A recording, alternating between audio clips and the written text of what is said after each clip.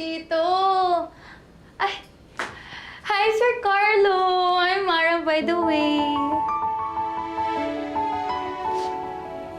You have to be kidding me. Mara? Mara? Gemma po. Good morning, sir.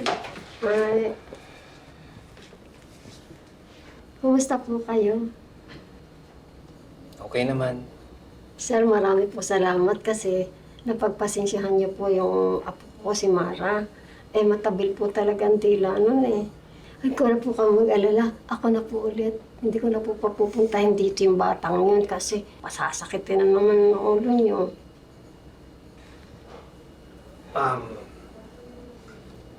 Maling Gemma, kamusta na po si Mara? Ha? Namiss mo siya? Hindi kasi I just want to know kung nasaan po siya. Ay, sorry.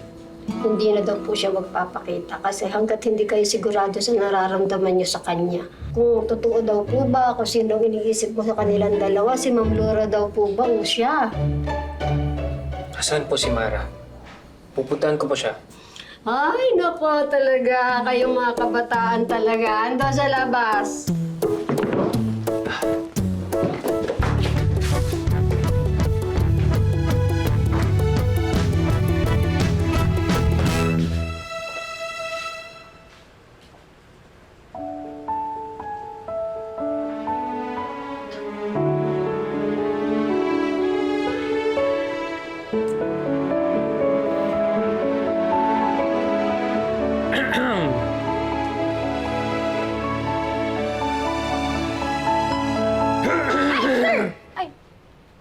Sir, good morning. So bakit hindi ka pa pumapasok? Kasi gusto mo talaga na sinusundo ka pa no? Hindi, sir. Nahiya po kasi ako sa nangyari nung last time at sa pagiging asyumera ko. Kala ko naman kasi nagkaka-developan na tayo. Alam ko naman wala akong karapatan. Pero I know I crossed the line nung last natin na usapan. Hindi dapat ganon. Pero iwan ko, gusto ko lang kasi talaga makita ka na maka-move on, sir. Naiintindihan ko naman yung pakiramdam mo, pero masyado lang siguro ako na-excite at naging asyumera. Daldal? Mara, salamat. Saan naman, sir?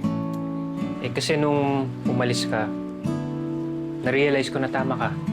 Lahat ng mga sinabi mo, kaya hindi ako makamove on, dahil din naman sa akin.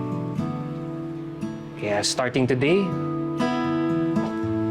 I'm making the decision to move on. Pero sana masamahan mo ako doon. Oo naman, sir.